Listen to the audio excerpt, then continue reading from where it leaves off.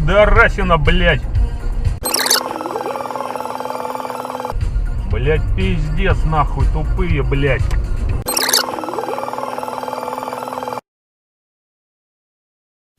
From the dawn of time we came, moving silently down through the centuries, living many secret lives. No one has ever known we were among you, until now. Fine, whatever. Come on.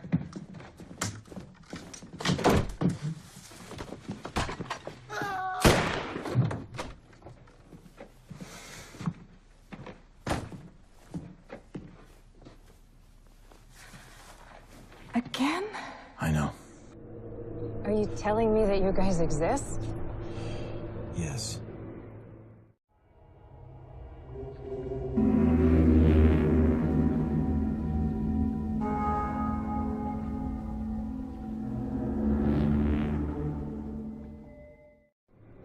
Okay.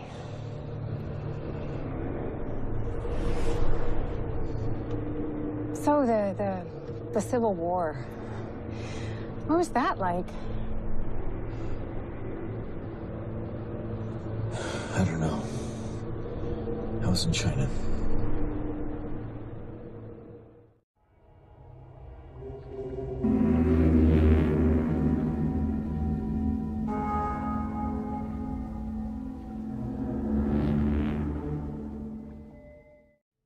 This is you? Yeah. This person in this picture is you. Yeah.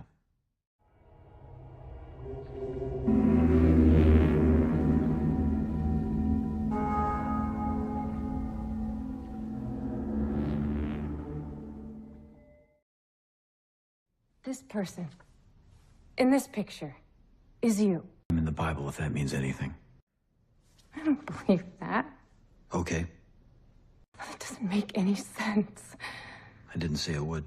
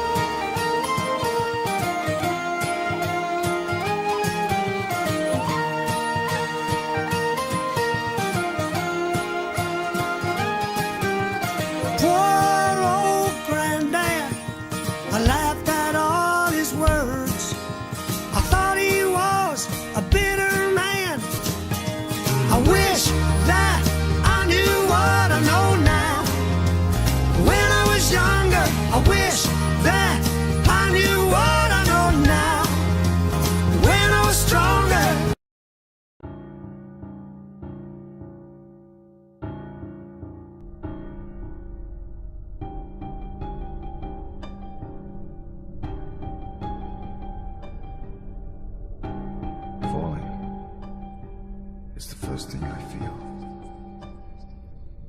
Distant voices echo inside my head. Their orders are clear, and yet all I can think about is the others.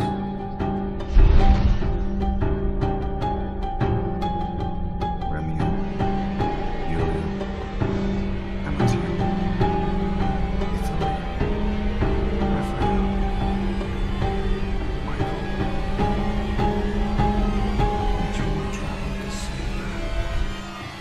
What was their fate? What awaits me on the other side? They have gone to a place where the light is cursed and darkness blinds the soul. This is a place where even angels fear to tread.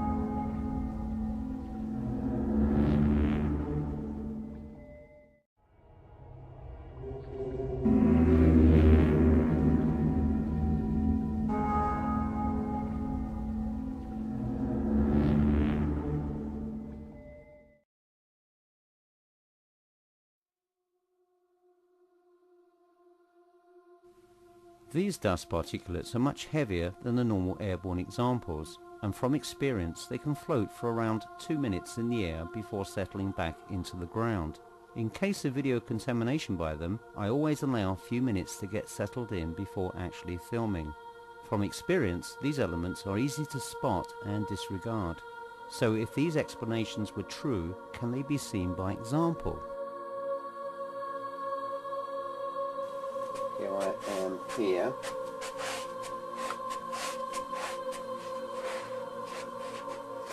Floating around the dust. And now we'll turn back to the same position on the bed and see whether or not we have any ghost activity as allegedly caused by dust. And I can't actually see any at all.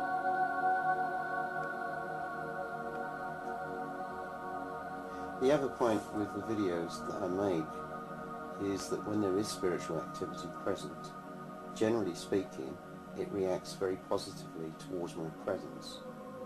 And on occasions I can actually ask the spiritual energy, in the case of this particular room, to move across to the other side of the room, and vice versa. Okay, now let's compare that example with one that I filmed some weeks ago in the very same bedroom. Does anybody in this room, could you show yourself please? Oh yes, thank you. Could you show yourself please? Oh yeah, saw you, thank you.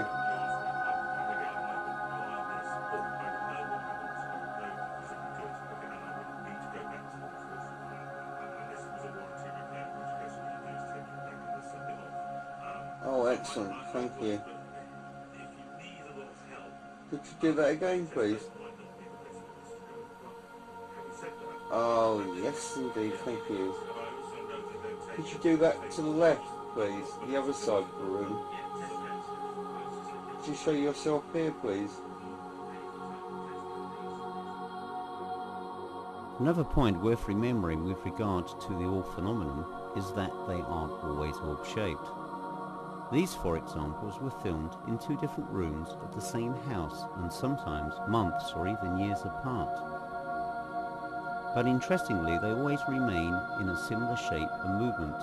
If these were dust, how can they be seen so large and able to retain a similar pattern? The general excuse by skeptics is that car lights were responsible, or indeed I was holding a large flashlight. The only problem here for the skeptic is that I was only present at 3 of the 4 incidents, and in any case all were filmed upstairs in bedrooms with heavily drawn curtains. But in closing, there can only be opinionated excuses. So why let a good story get in the way of truth? And that's clearly disregarding the fact that this house has been subject of detailed analysis and investigation over a period of years.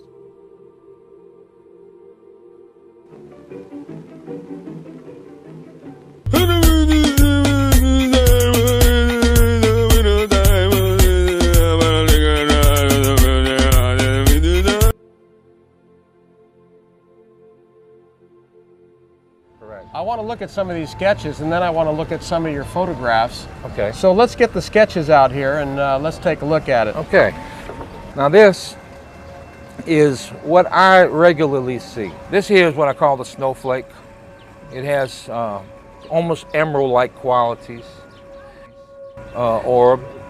It shines at you.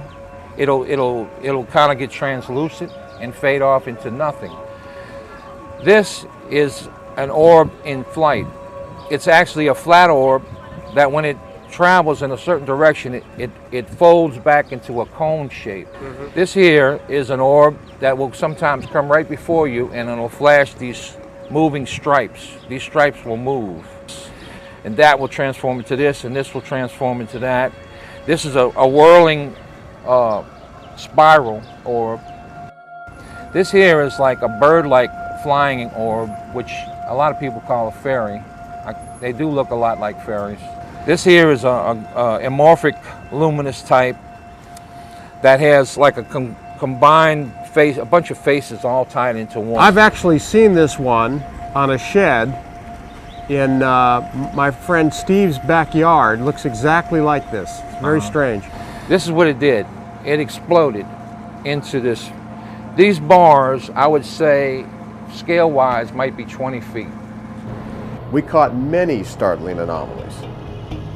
Here is a truly remarkable picture that was snapped just after we arrived at the Avondale shipyard.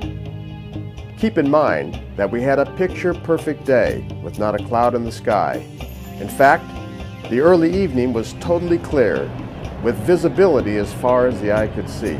And yet, when this picture was taken, there was a shroud of fog hanging over the shipyard. The camera captured something entirely different than what we were seeing. Something supernatural. Then, superimposed on this fog, or as some called ectoplasm, was a face of an animal-like creature which seemed to be looking down and observing us. It doesn't make any sense. I didn't say it would.